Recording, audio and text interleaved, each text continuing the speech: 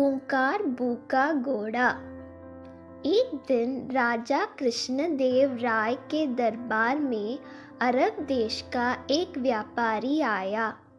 उसके पास एक से बढ़कर एक अरेबी घोड़े थे। व्यापारी ने हट्टे कट्टे और तंदुरुस्त अरेबी घोड़ों की राजा कृष्णदेव राय के सामने इतनी तारीफ की कि उन्होंने फौरन उन घोड़ों को खरीदने का मन बना लिया। अच्छी कीमत देकर व्यापारी से सारे घोड़े खरीद लिए गए। व्यापारी खुशी खुशी वापस चला गया। महाराज बहुत खुश थे, लेकिन जब घोड़ों को रखने की बात सामने आई तो समस्या खड़ी हो गई। सारे अस्तबल पहले से ही भरे हुए थे। उनमें नए घोड़ों को रखने का स्थान नहीं था। इस समस्या का निदान राजगुरु के सुझाया।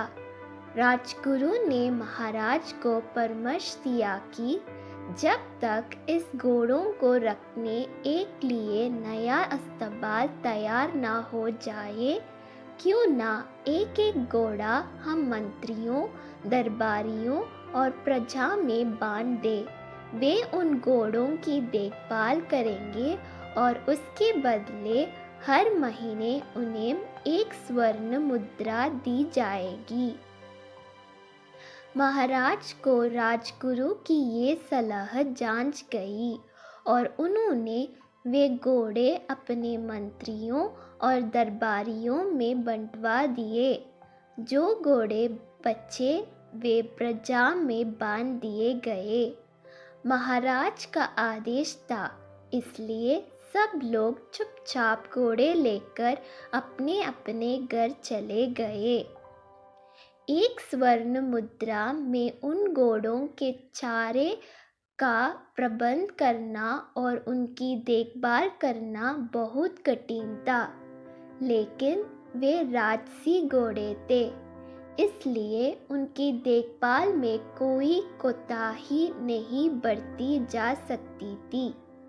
सब अपना पेट काटकर घोड़ों की देखभाल करने लगे। एक घोड़ा तेनालीराम को भी मिला। उसने वह घोड़ा अपने घर ले जाकर एक छोटी सी अंधेरी कुटिया में बांध दिया। उस कुटिया में छोटी सी एक खिड़की बनी हुई थी। उस खिड़की से तेनालीराम रोज शाम थोड़ी सी सूखी घास घोड़े को खिलाया करता था। घोड़ा दिन भर भूखा रहता था, इसलिए जैसे ही शाम को खिड़की से सूखी घास देखता, लपकाकर उसे खा जाता। दिन बीतते गए और वह दिन भी आया जब अरेबी घोड़ों का अस्तबल बनकर तैयार हो गया। जिन मंत्रियों, दरबारियों और प्रजा के पास अरेबी घोड़े थे, उन्होंने चैन की सांस ली। इतने दिनों में घोड़ों के देखभाल के कारण सबके घर का बजट बिगड़ गया था।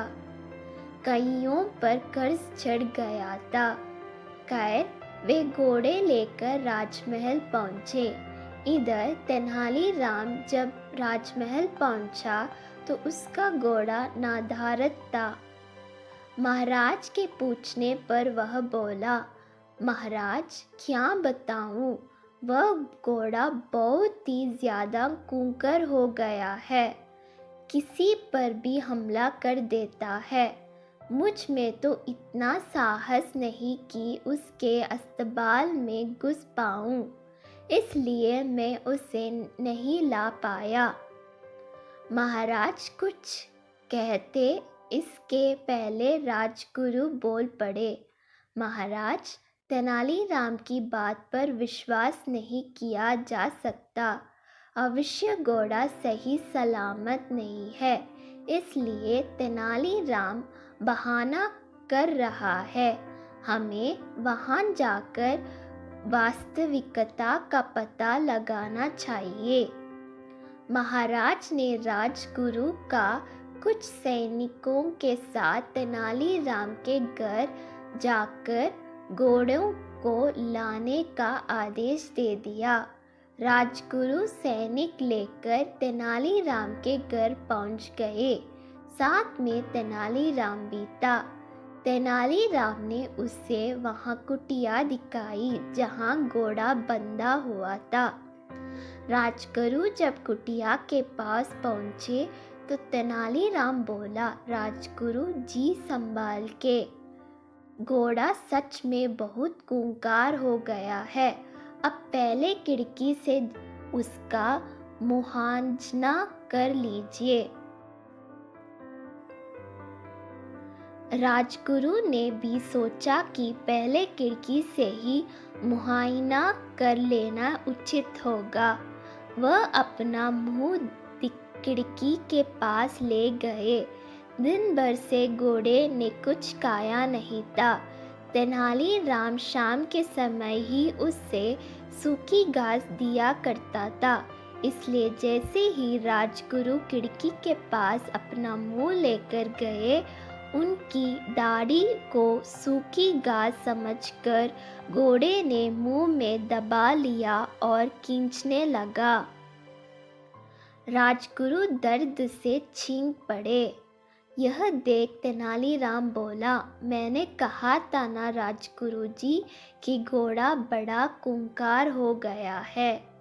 राजगुरु क्या कहते, बस दर्द से चीखते रहे और अपनी दाढ़ी छुड़ाने का प्रयास करते रहे, किंतु भूखा घोड़ा भी दाढ़ी छोड़ने तैयार नहीं था। आखिरकार सैनिकों द्वारा तलवार से दाढ़ी काटकर अलग कर दी गई। तब राजगुरु जी जान छूटी। उसके बाद राजगुरु ने सैनिकों को आदेश दिया कि वे घोड़े को पकड़कर राजमहल ले चले। घोड़े को राजमहल में महाराज के सामने ले जाया गया। राजा ने जब घोड़े को देखा तो आश्चर्यचकित रह गए। इतने महीने ढंग से कुछ खाने पीने को ना दिए जाने के कारण उसका शरीर सूख गया था और वह एकदम मरियल दिख रहा था। अपने घोड़े की ये हालत देख महाराज बहुत क्रोधित हुए और तेनालीराम से बोले, ये क्या हालत कर दी तुमने घोड़े की। तेनालीराम बोला, महाराज, एक स्वर्ण मुद्रा में मैं इससे जितना दाना पानी दे सकता था उतना मैंने दिया। बाकी लोग आपके डर से अपना पेट काट काट कर घोड़े की देखभाल करते रहे। वह आगे कहता गया, महाराज, राज्य के राजा का धर्म प्रजा की देखभाल करना है, ना कि उन पर अतिरिक्त बोझ डालना। इन घोड़ों की देखभाल करते करते और उन्हें बलवान व तंदुरुस्त बनाए रखने में आपकी प्रजा दुर्बल हो गई है। आप ही बताएं महाराज, क्या ये उचित है। महाराज को तेनालीराम की बात समझ में आ गई और उन्हें अपनी भूल का एहसास हो गया।